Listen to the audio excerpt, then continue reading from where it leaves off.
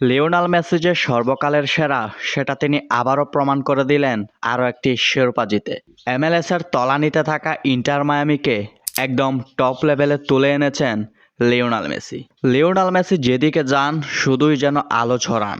তিনি রেকর্ডের পিছনে নয়, রেকর্ড তার পিছনে দৌড়ান। এটা যেন আবারও প্রমাণ করলেন তিনি। মেজর লিগ সকারে সাপোর্টার শিল্ড জিতেছে ইন্টার মায়ামি। সেই ম্যাচে ইন্টার মায়ামির হয়ে জোড়া গোল করেন লিওনেল মেসি এবং একটি ছিল চোখ ধাঁধানো ফ্রি কিক থেকে সেই পুরনো চিরচেনা স্টাইলে গোল।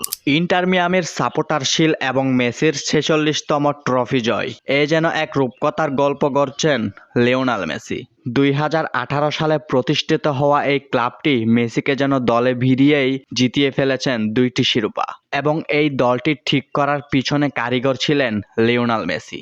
মেজর লিগ সকারের সবচেয়ে দুর্বল দলটাকে বিশ্ববিখ্যাত করার পেছনের কারিগর হচ্ছেন লিওনেল মেসি। এক মেসির হাত ধরেই ইতিহাস রচনা করে যাচ্ছেন আমেরিকার এই ক্লাবটি।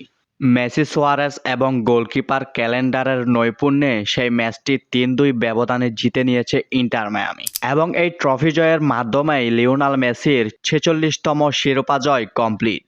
অভিনন্দন লিওনেল মেসি, অভিনন্দন সর্বকালের সর্বশ্রেষ্ঠ প্লেয়ার এবং অভিনন্দন ফুটবলের জাদুকর লিওনেল মেসি।